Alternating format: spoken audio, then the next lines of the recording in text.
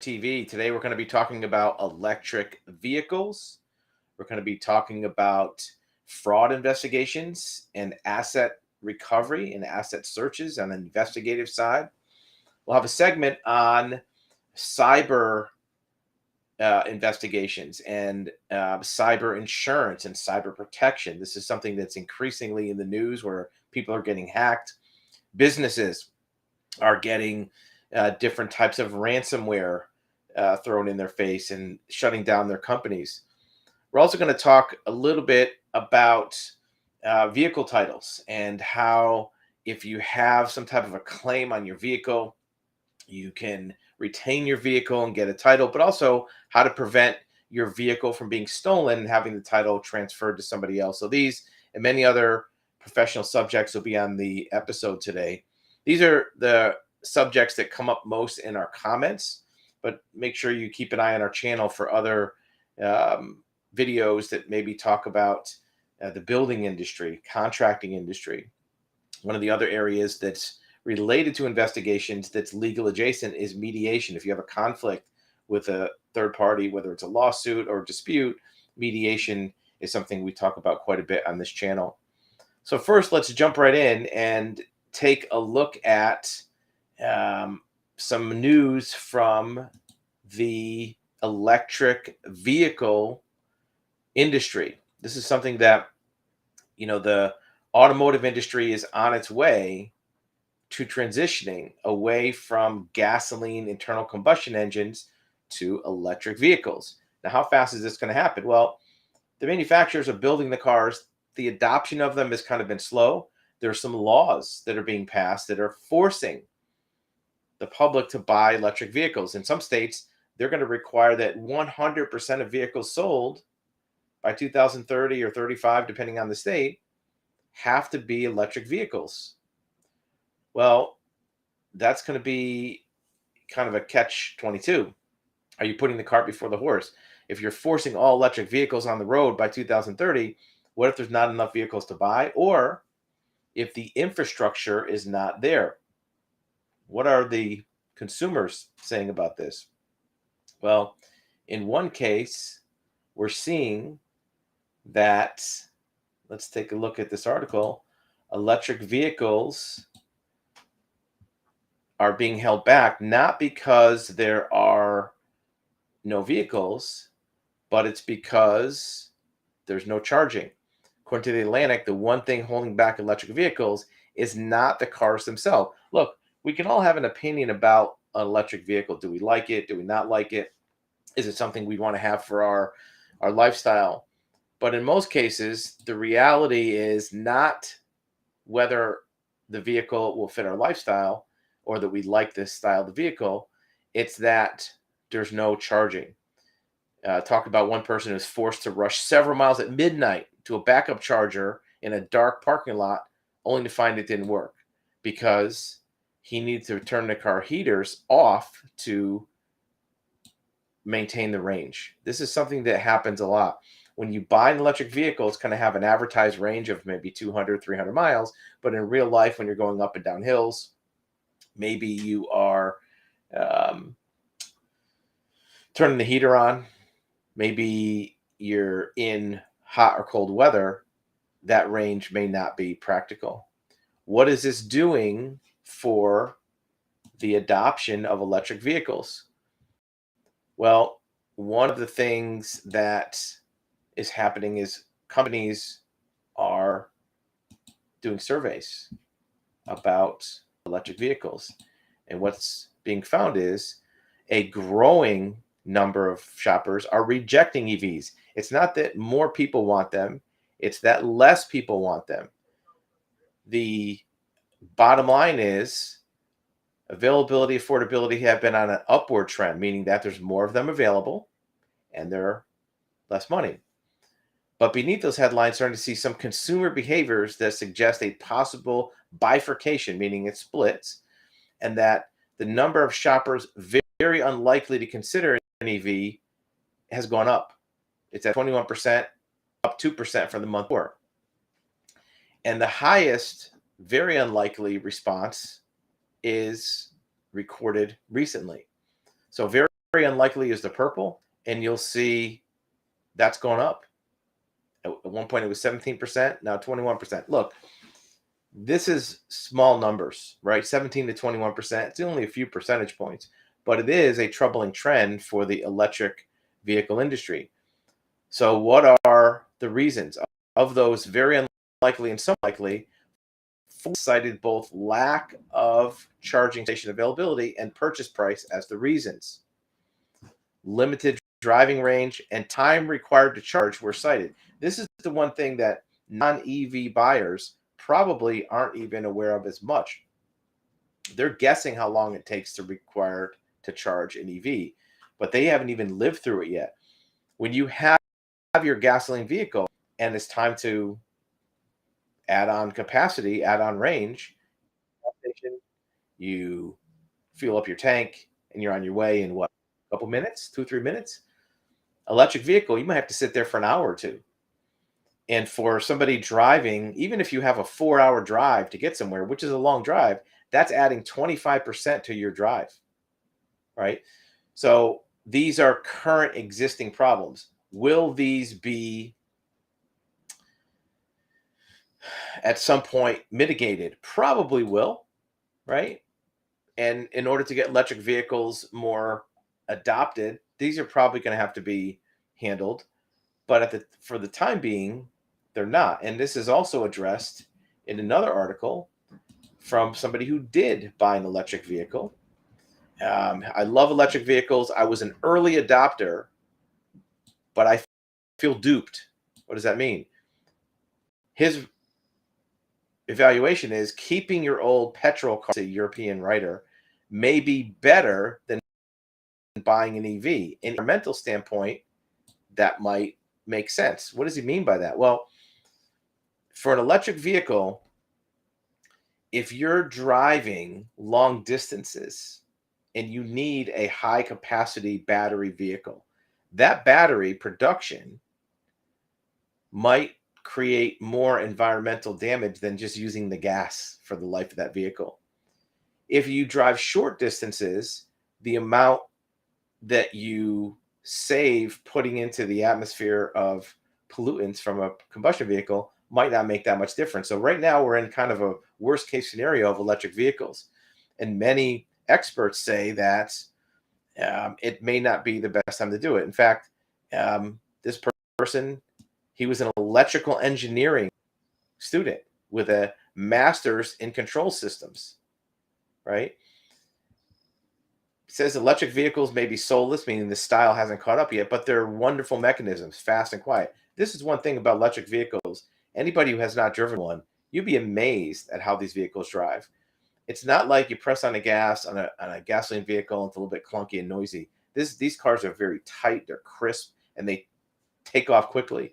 When these vehicles are mainstream, this is going to be a game changer for different types of driving of humans. But electric cars have some downsides. They're very heavy because the battery can weigh a ton on some of these vehicles.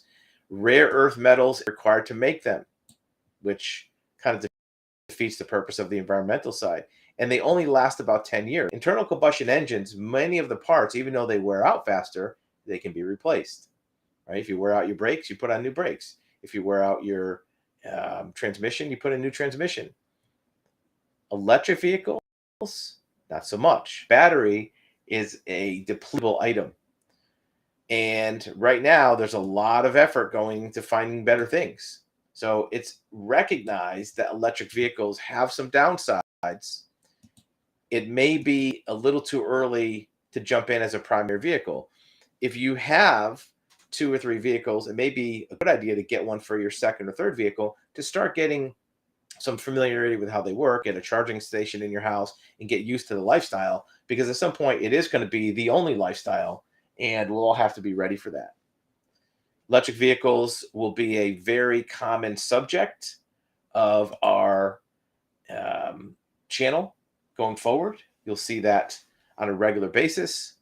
So keep an eye for other news stories and other analysis of where the electric vehicle market is going and how you can benefit from it. There are rebates, there are credits, more than just the 7,500 federal government rebate. Local governments have rebates. Utility companies have rebates. Some state governments even have rebates on used electric vehicles. So keep track of that as you're considering a new car purchase. Again, a second vehicle, a commuter vehicle might be a good way to start with an EV, putting it into your lifestyle to see how it works. Keeping with the automotive theme, we're going to talk about um,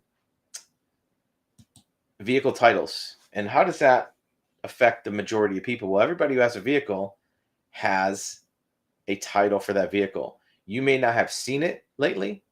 You may not be that familiar with it. What does a title look like? Let's take a look and see if we have one. Here's a vehicle title. It's a certificate. It's a document that's issued by a government agency. You can't buy one from a company. You can't download one from the internet. It's a legal document like a birth certificate, like a driver's license. And it not only tells about the vehicle, but it also tells about who owns it, who's the lien holder, who has any interest in the vehicle.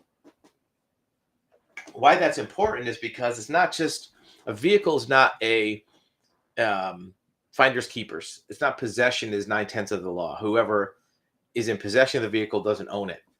Whoever's name is listed on the title on this certificate, that's who owns it. So if your name is on the title, it's on the title record, you are the owner.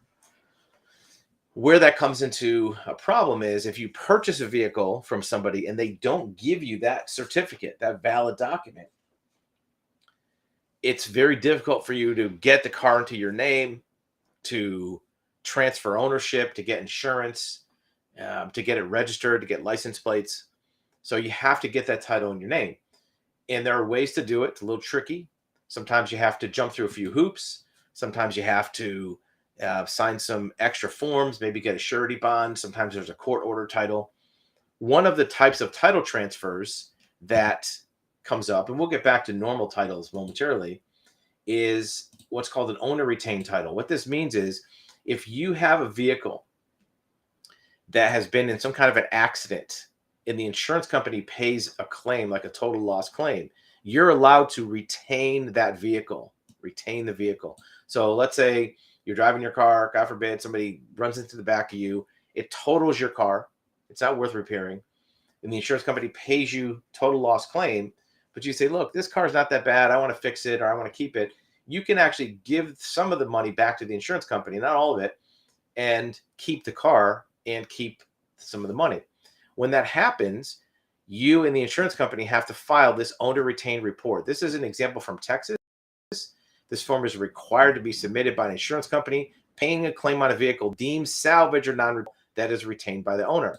The report must be filed within 30 days if the insurance company does not require ownership. Because in most cases, when an insurance company pays a claim, they give the person who owns the car the money for the car, and they keep the car. Now they're the owner, and they auction it off at one of these salvage auctions like Copart or IAA, and somebody buys the car and maybe fixes it up. Maybe you take it apart, sell it for parts. But the owner of the vehicle may decide to keep it because sentimental reasons, they want to fix it, what have you. Maybe they don't think you're getting enough for it and you want to keep it. The insurance company must provide this notice to the vehicle owner and advise the owner of the conditions. The reason for it is because if it's an owner retained vehicle, you may not just be able to slap some paint on it and put it back on the road. You might have to jump through a few hoops, right? And if it's a salvage vehicle, you have to fix it and have it repaired. If it's a non-repairable, if it's damaged to the extent that the only value is parts, then it may not be repaired, rebuilt, reconstructed, or made operational for use on a highway. This is important because if you are an insured that purchases your vehicle from the insurance company and you buy it back thinking you're going to put it back on the road and they hand you a non-repairable designation, you cannot repair, rebuild, or put it back on the road. And it's important to know because it doesn't matter how bad it is, how good condition it is. that car's not going back on the road because the vehicle goes into a notification system called the National Motor Vehicle Title Information System, NMVTIS. And that VIN number is transmitted to all 50 states. So it doesn't matter where you bring it. It doesn't matter where you move to. That vehicle is now ineligible for a title or registration in any state, and it's just for parts. So keep in mind, if you're purchasing a vehicle, even if it's not yours, you may run into that. Owner's notification requirements. You have to be notified that the vehicle is reported as owner retained or non-repairable. Vehicles non-repairable may never be registered, operated, or permitted to operate on public roads. It's very clear. May only be used as a source of parts or scrap metal. Very clear. Now, if you're the owner of the vehicle and you buy it from the insurance company, you're going to know this because you'll get this notice. They have to make you sign it. But what if that owner now sells it to somebody else and resells it, put it on Craigslist, put it on Facebook? That person now is not going to get this notice. So you might not know that it may not be repaired, rebuilt, or reconstructed, right? And you might think, hey, I'm buying this car and I'm going to put it on the road. Well, you might be thinking, well, if the car's crashed that bad, I can tell by looking at it that this car is a total loss. Maybe not. Here's an example. Insurance companies more often are putting this non-repairable designation, that they call it, onto vehicles that really aren't that bad. We've seen some vehicles with just small scratches, little dents that are non-repairable. Why would they do that? Well, here's why. If somebody is given a salvage vehicle, which is the alternative for it, the person that buys it has to apply for a salvage title. They have to pass a vehicle safety inspection after it's repaired and rebuilt, and then you get a salvage title and you can drive it. But here's the thing. Many of these cars that are sold as salvage, they get fixed up, maybe slapped together, put back on the road, and then here's what happens. The car drives on the road for 2 years, 5 years, 10 years. Maybe it goes through different owners. And somebody 10 years later is driving that car and it gets in an accident, God forbid. And you've seen all the billboards and the ads for attorneys that say, look, if you get in an accident, call us, we'll get money for you in a lawsuit, right? We'll settle your claim. So that attorney gets that case in front of them and they look up that vehicle. And, most people carry on their insurance coverage, maybe $10,000, $20,000, $50,000 coverage for liability to other parties. So that's the most the insurance or the attorney can sue for is $50,000 or $100,000. But they look at that title record and they see that back 10 years ago, XYZ insurance company, pick one that you see on TV, Allstate, State Farm, whoever, they had this vehicle, they paid a total loss claim, right?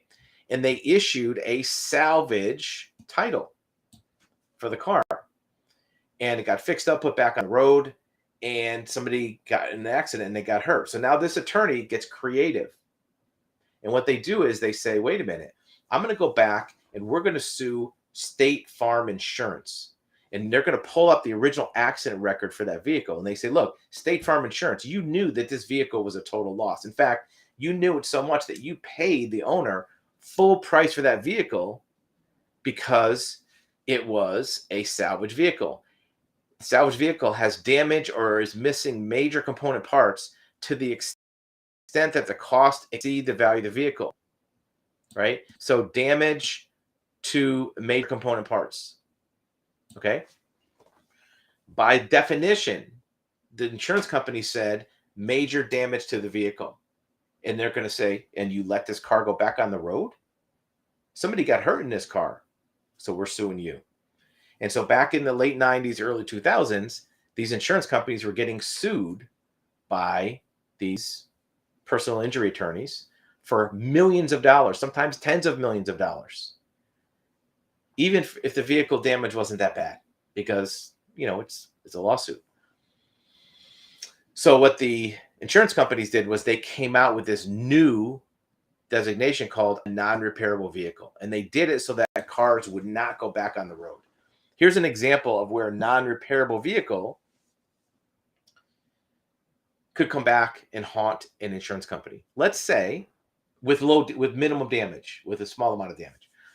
Let's say that there's a new car dealership, a Ford dealership, XYZ Ford, Joe Schmo Ford, whatever it is. And on the front line of their lot, they have a brand new 2023 Ford Mustang, $80,000 car.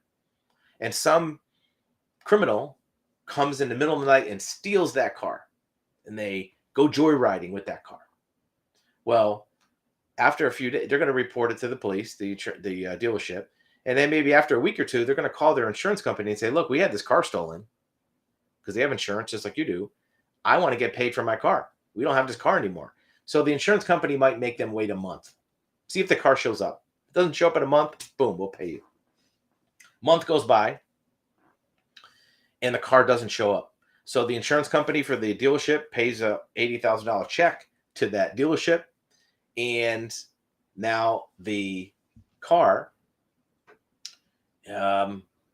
is paid for. Technically, it's owned by the insurance company. Well, lo and behold, 3 weeks later, police are driving. They pull over this car. Boom, they find out it's stolen. Now they recovered this stolen car. Well, the dealership doesn't want it back. They already got paid for it. They already sold that car. Why put it back on the lot and have to sell it again? The insurance company now owns the vehicle. Well, they have to sell it. Insurance companies are not in the business of keeping cars. They don't want to have cars sitting around. So what they do is they sell it at a salvage auction. Some of these auctions are called Copart or IAA or other types of distress salvage auctions.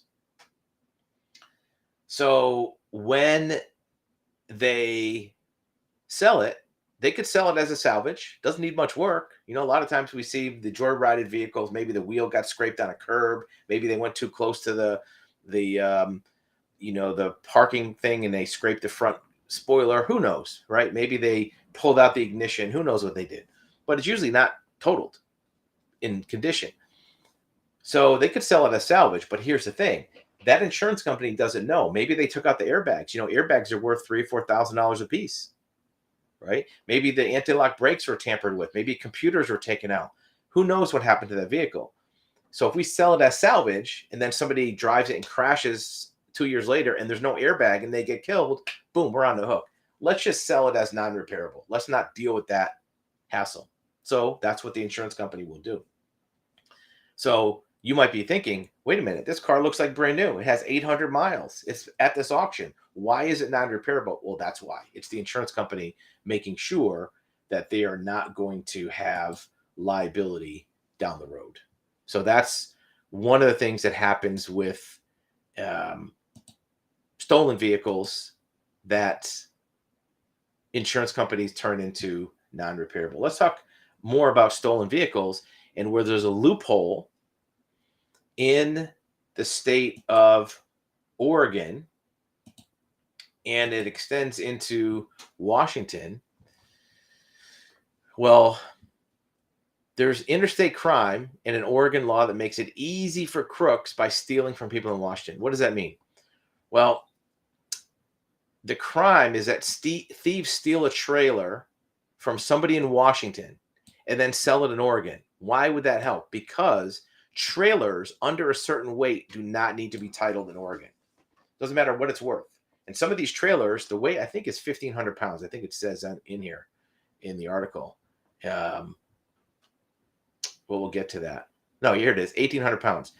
Oregon DMV website. You do not need to have a title or register a trailer with 1,800 pounds or less.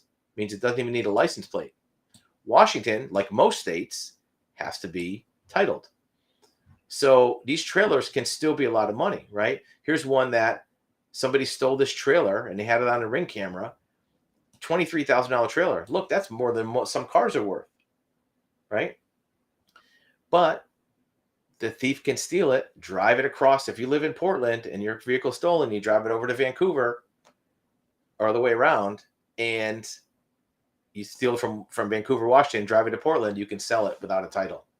So anytime you're buying a vehicle without a title, even if your state doesn't require one, make sure that you check it for stolen, because even though it's legal to sell a vehicle without a title, it doesn't mean that the vehicle is clean, right? And there's many of these that have been um, victims in Washington because they were sold in Oregon, right? And as you know, law enforcement this day and age doesn't have the resources. In fact, this person found the trailer being sold on Craigslist, and they called the cops, and the cops told me to make an arrangement to meet the guy, and then if it is his trailer, call them. But he's got to go meet these car thieves now, right? So who knows if that's going to be really a good thing to do. So be aware there are some loopholes with stolen cars. Even if there's not a loophole, here's another one that's a stolen car story that is something that you don't want to hear about. This person had their car stolen 13 years earlier, right? 13 years earlier. And the DMV made a mistake on the filing, because when you file a stolen car report, it goes into the National Crime Information Computer, NCIC. But if it doesn't get into the DMV computer, they might still issue a title. If a police officer pulls that car over, sees the VIN number, they'll flag it as stolen. But what happened is the DMV can issue a new title because they don't have it in their system. The law enforcement is supposed to file it with the DMV system, but sometimes they don't, or sometimes the DMV system doesn't connect. Remember, when you're checking a vehicle, a lot of people call it, I run a title search, I run a VIN check. There are 4 places you have to run a VIN check to make sure that you're finding out everything. You have to run it with DMV to make sure that they don't have any records. Is it a lien? Is it a salvage? They might know if it's stolen. You also have to run it through the NCIC with the police department to make sure they don't have anything in their system. Then you have to run it through the National Motor Vehicle Title Information System, NMVTIS. They may have records about salvage, certificate of destruction. Remember, we talked about it before. You also want to run it through the lien holder system, because lien holders in different states may not report it to all 50 states, right? So there's no such thing as just a VIN check. You don't want to do a VIN check online. You don't want to do one of these Carfax or VIN audits, whatever they are, because they're going to be missing information. In fact, if you look at the terms and conditions of any of the online VIN checks, it'll tell you that it might not be 100%. So there are loopholes with titling that you want to be aware of. Let's stick with the automotive subject. This is something that affects dealerships and also can affect the car buying public. What happens is when you buy a car from a dealership, they're going to make certain representations to you. They're going to tell you what the kind of deal you're getting. They're going to tell you what the price is. They're going to tell you what the payments are. But as you know, you've all been to dealerships. There's a lot of misdirection going on where you might think the deal is better than it is and find out later that it's not. Well, the federal government is now making some rules that say that the dealers can't take advantage. Even if you agree to something but are misled, there may be some rules against that. They have actually written laws that say if the dealership takes advantage of somebody, even if it's because the person basically was stupid or ignorant, they're in big trouble. And we're going to talk about that on the other side of the break. You'll see a little bit of a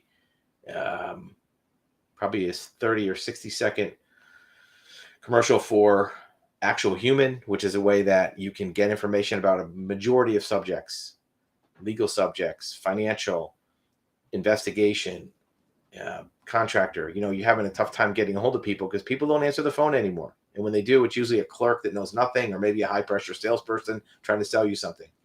Actual Human can get you live one-on-one conversations with a licensed certified expert in a number of fields. So look for that momentarily, and then we'll be back on the other side of the break with a talk about what's going on with car dealerships and why you may be more protected as a consumer.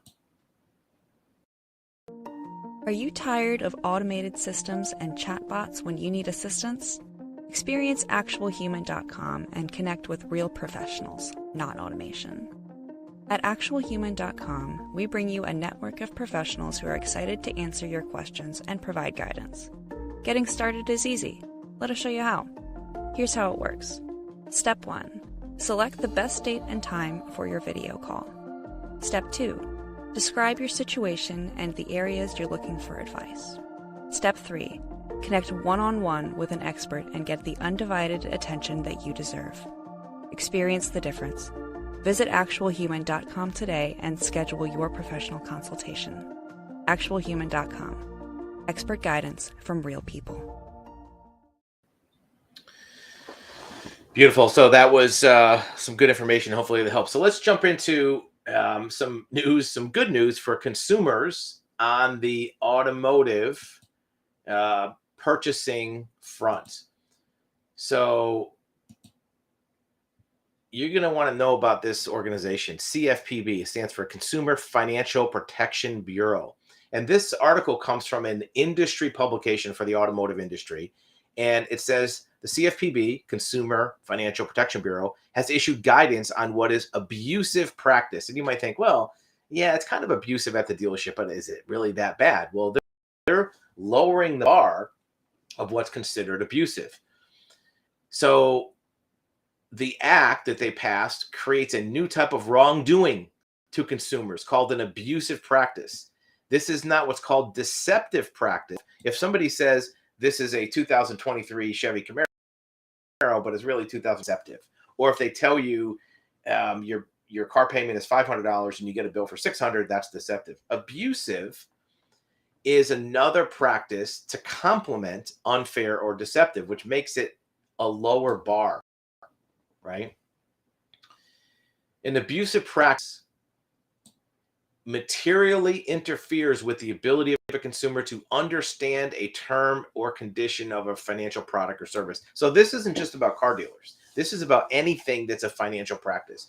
So if you are a company, a provider of services, a car dealership, and you do something which materially interferes with the ability of a consumer to understand something, that's abusive. Well, think about what that could be. If you hide the APR of a loan, if you make it harder for them to compare one service with another, that could be an abusive practice.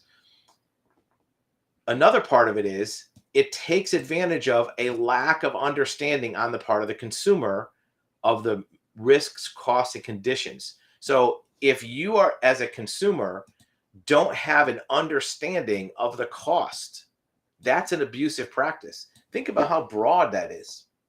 If you're a consumer, are you going to know detailed information about the cost of a service or the what the conditions are that you're purchasing under? No, you may not know that because that's not your everyday expertise. If you are a company and you take advantage of that lack of understanding or the inability of the consumer to protect their own interests, that's an abusive practice. Well, if you're unable to protect your interests because the dealership keeps you in that showroom for an hour, wearing you down until you just sign anything, if they don't show you some really good cars out back to try to sell you one that really isn't as good, that could be abusive practice.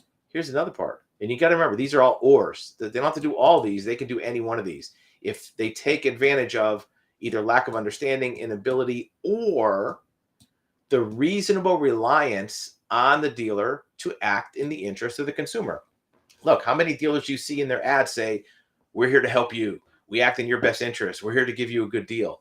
You can now say, I'm relying on you as a dealer to act in my best interest. And if you don't do that, guess what? Abusive practice. Is that a big deal? I think it is. And we'll get into one other big gotcha for dealers in this whole CFPB new law in a moment. And just for a little bit of sneak peek, after this, we're going to talk about private investigators, what we can search, what we can't search. Can we find assets? Can we find hidden fraud? So if that's all interest to you, stay tuned because that'll come up next. The CFP summarized it as obscuring important features of the product or service. Think about it. How many times have you bought a product, especially a car, and found out later there was something that you wish you knew when you bought it? If you obscure the important features or leveraging circumstances to take advantage, could keeping you in the dealership for 3 hours to wear you down to sign anything be leveraging circumstances? Right?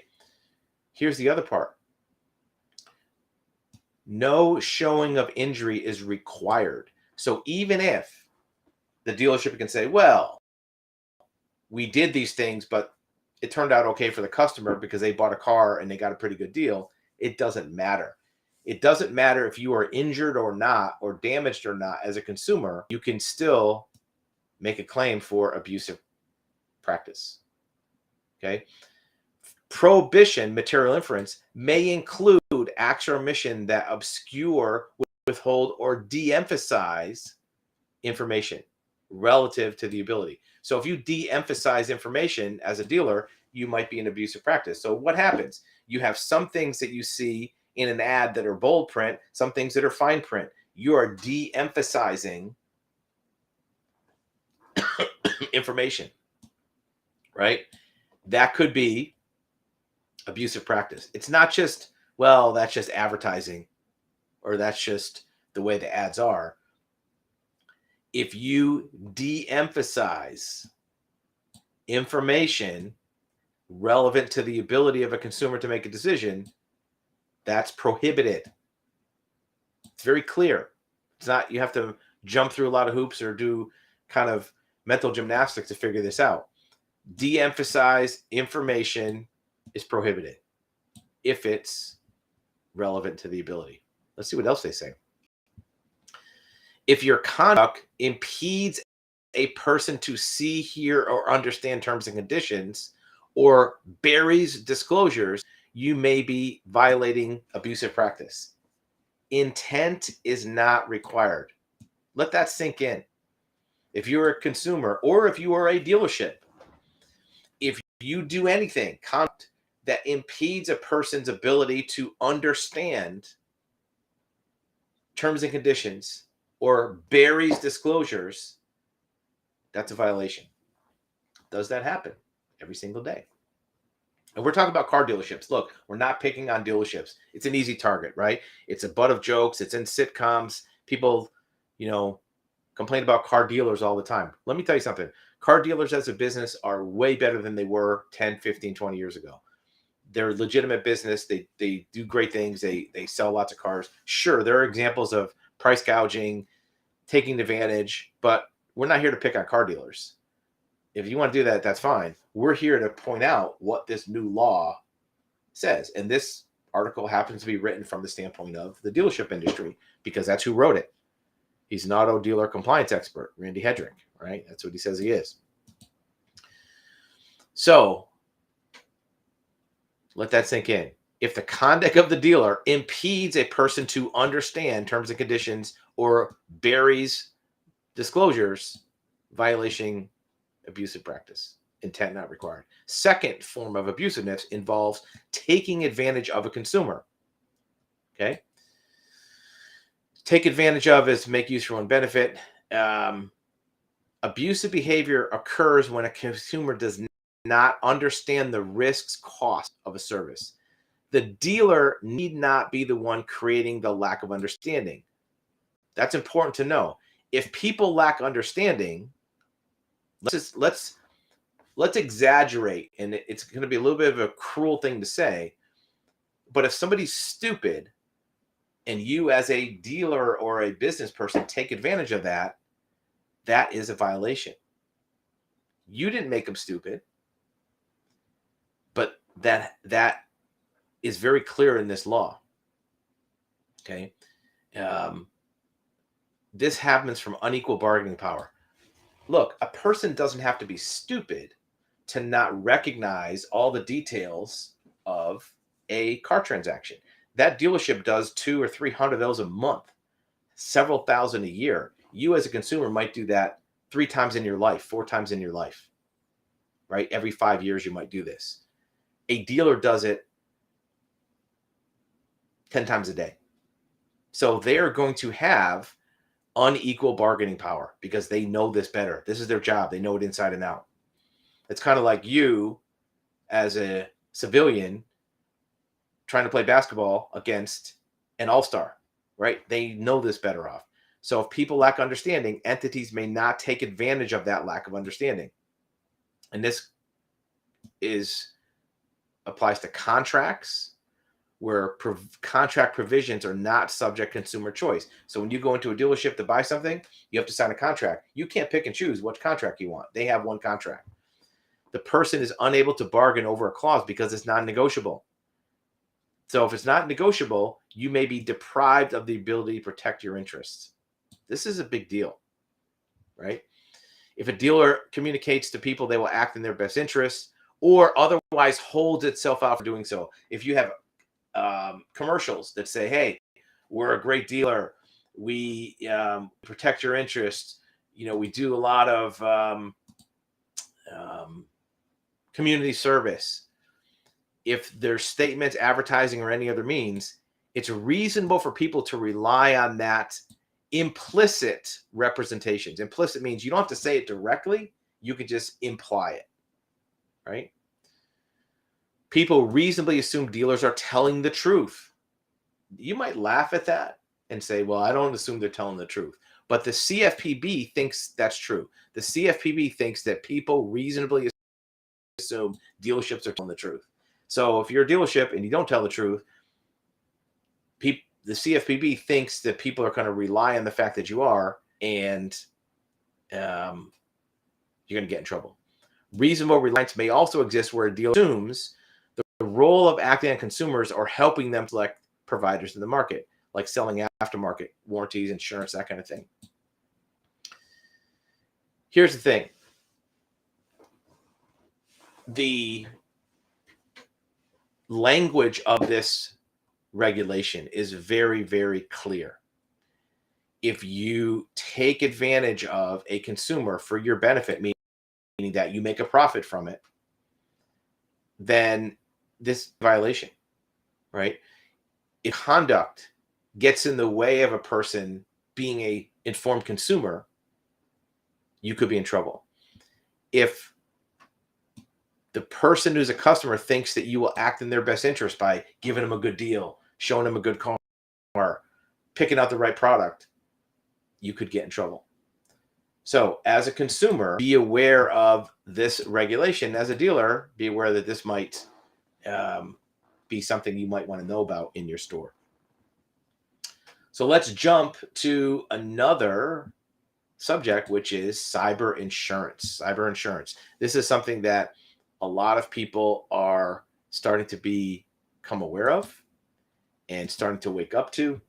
Cyber insurance is insurance coverage that protects you from being hacked or having ransomware. And you might think, well, who needs that?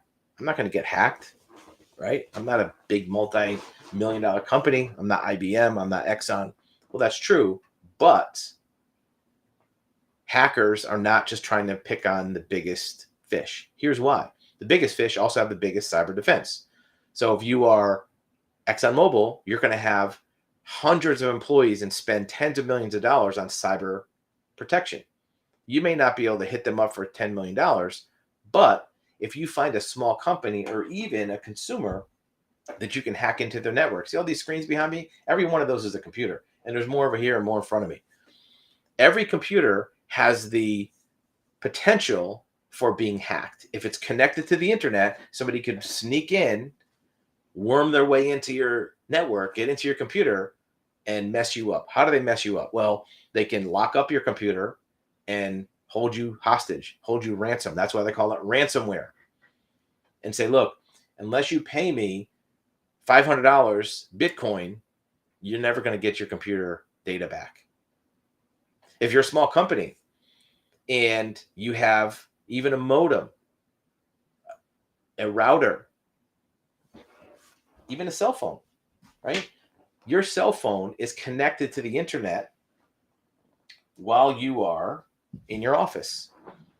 If you are a small business person and your phone connects to your Wi-Fi when you're in the office, somebody gets into your phone, now they're into your business. What would they do? They would lock up your computer and they would say, I can see all your data. Not only did it lock it up, but they exfiltrate it, meaning they take it off your network and they can see what are your sales, what are your revenues. Oh, you sold $15 million last year. You have $2 million in accounts receivable. You have 2,000 customers. Based on that, they come up with a number.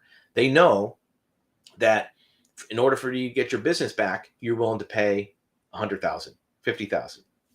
And they'll say, look, unless you pay us this in Bitcoin, we're just going to keep your computers locked up and you'll never be back in business.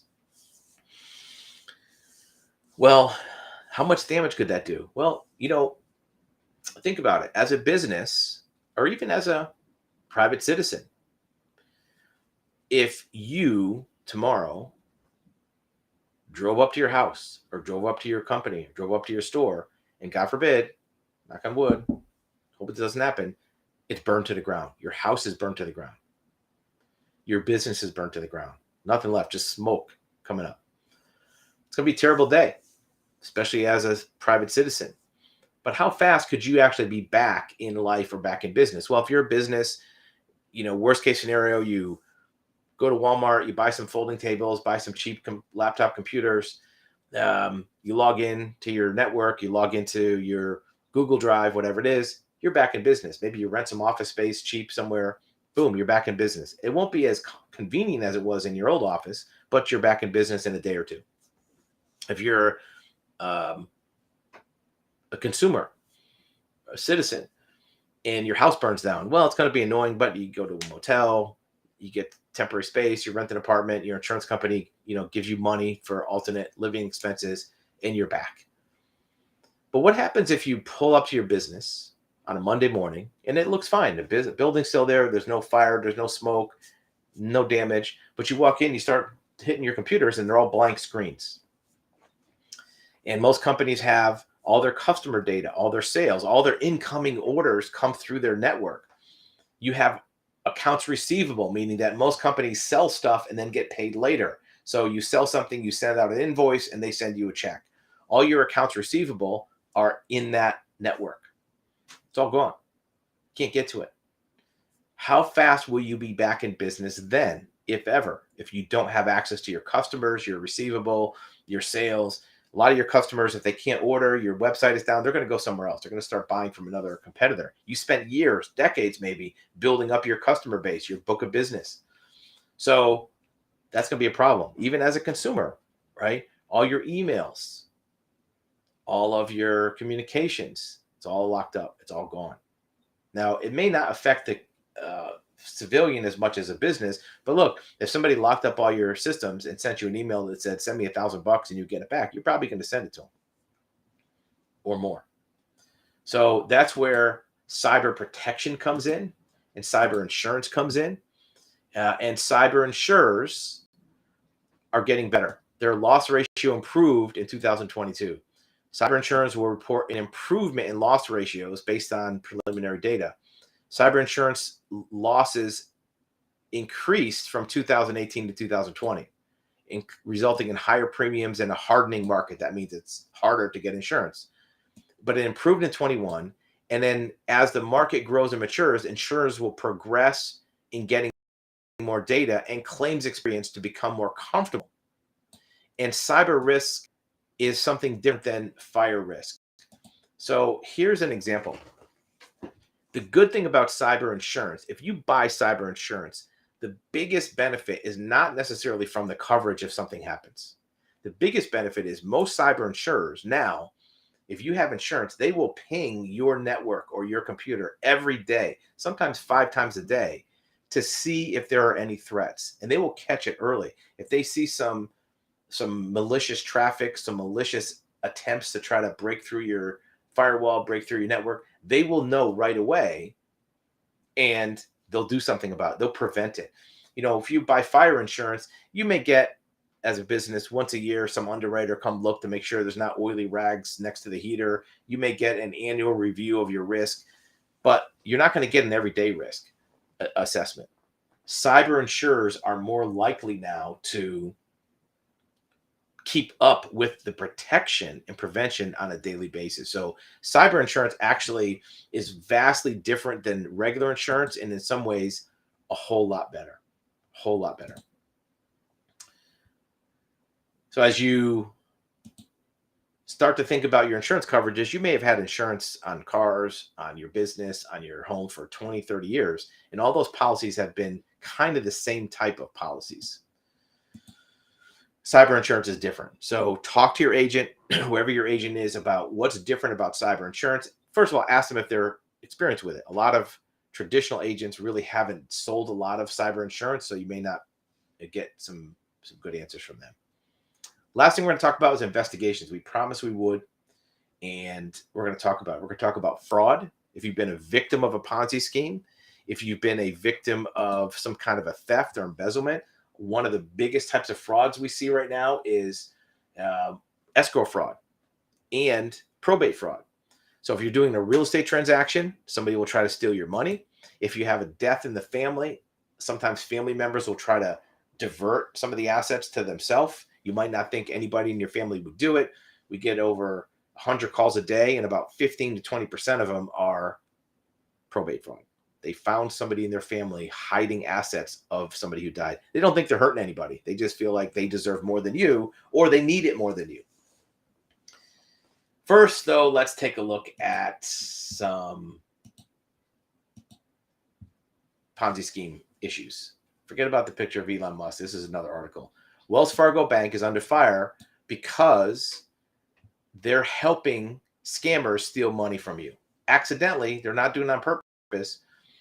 What happens is they are seeing that their network app called Zelle, which you can use to send payment. It's kind of like Venmo or PayPal. You can use to send payments. There's a lot of fraud on Zelle, where scammers will use Zelle either to hack into it to steal money, or they will claim that they are some bill payee that you have and say, look, your payment didn't go through, pay us through Zelle.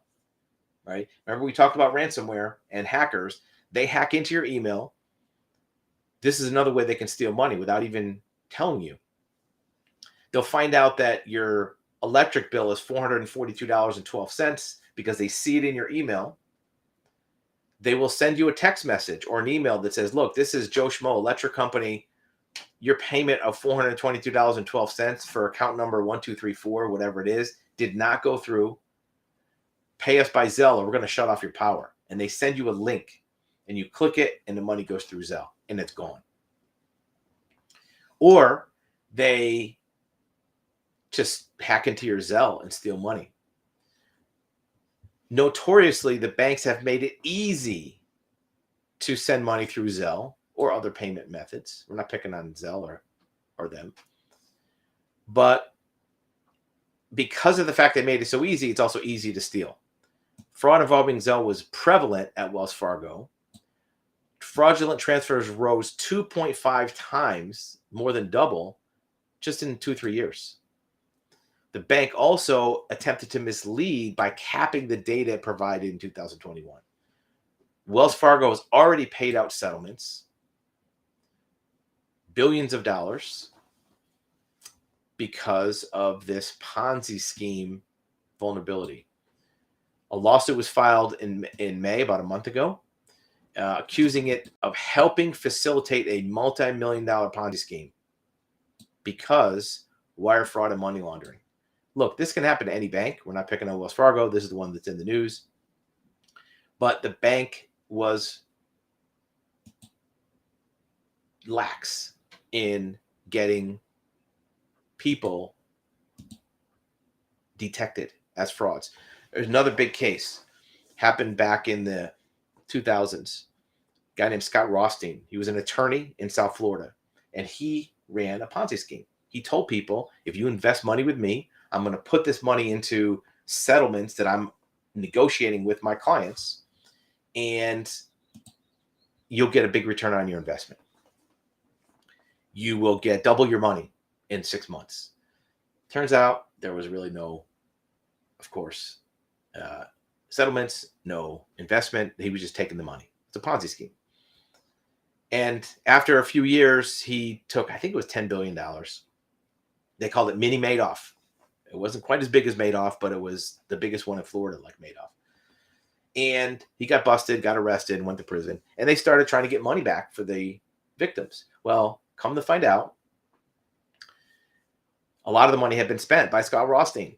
So how are you going to get it back? Well, they went back and found that many of the banks that he had accounts with didn't do proper due diligence on his accounts. If you looked at the accounts, you would have found that there's all this money flowing through that didn't make sense. The pattern of money coming in and going out didn't match what a law firm should be doing, or didn't match what any business should be doing. It was all going in and going right to his personal name. So the bank, and I believe it was TD Bank, don't quote me on it, out of Canada, that was their home office in Toronto, was found negligent, and they had to pay money to the victims to give them some of their money back. So we always say this with investigations. You can see the link on the screen. If you are a victim of any kind of fraud, look at third parties that may be liable, even if they didn't intentionally do the fraud or intentionally help the fraudster. Accidentally, by not getting the form signed, not doing due diligence, they may have enabled the fraud or made it what we call extended or allow it to get bigger. And if that's the case, they may be liable. And that's where the money might be. A lot of times fraudsters and scammers, they steal all the money. It's all gone. So you have to get it from third parties. Third party recovery, clawback, is a huge source for people to get their money back. Last thing for investigations. This is a great article from the business intelligence world. We've all seen ChatGPT and all these AI sources. Well, can you do that for investigations? Yeah, you can. But this law firm says human investigators will always exist. There's a need for it. Although investigators benefit from technology like AI and other things, the problem is the fraud that goes into stealing money is generated by humans, so the detection has to be managed by humans. You can use intelligence and technology to streamline record searches, but even with access, human input is still paramount to draw out all of the relevant connections. We do it, we call it a matrix. We run an investigation and we see all the sources of records, open source, OSINT, public records, government records, private records, and you have to matrix it together to see. It's like needle in a haystack, and you have to have a vision for it. It's almost like artwork. You have to see where that those connections exist. Now, technology can really make that easier. You don't have to do the heavy lifting. It can do the tedious work. And you can automate the searches across the archives and cutting the time dramatically needed to map the footprint. However, completing and validating the search requires manual labor, because here's what happens. Even with ChatGPT, they have ghost reports where they'll introduce and insert information into a ChatGPT or AI report that wasn't even relevant or not even valid in some points. If you're going to use an investigative report for any kind of legal purpose, court case, asset recovery, if you present it in court and there's one thing wrong with it that's not true, you can get the whole thing thrown out. So original records are required. They're the gold standard of evidence. Unless you have the underlying document, look, you see documents like that are official government documents, right? If you don't have that as part of your report, which AI won't have, the whole report can fall on its face.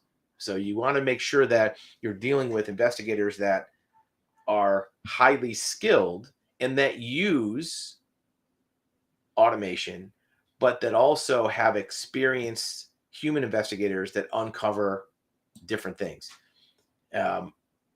If you're not using an investigator that uses technology, you have to use technology. It can't just be gumshoe sitting in the office, smoking a cigar, looking at documents. They have to use technology, but they can't only use technology. Here's an example. We ran a case a couple months ago We were doing due diligence on a public company. This was a stock traded company. And there was some fraud going on with one element of this company. That was relatively easy to prove, but it wasn't provable enough to really get the result for the client. They wanted to prove that the principals, the people, the actual officers of this company were scammers, were sketchy. So we went through the officer list and nothing stood out. But a human looking at these records found something unusual. One of the officers, their background didn't have anything bad, but it didn't have much. And for somebody who is the CTO, Chief Technical Officer of this company, substantial, significant person, they should have had a thicker background of information. Automation, GPT, AI would have never noticed that. They would have said, nothing bad here, move on. The human noticed there's something wrong here. Yeah, there's a couple addresses and an email and maybe a phone number, but there should be more here.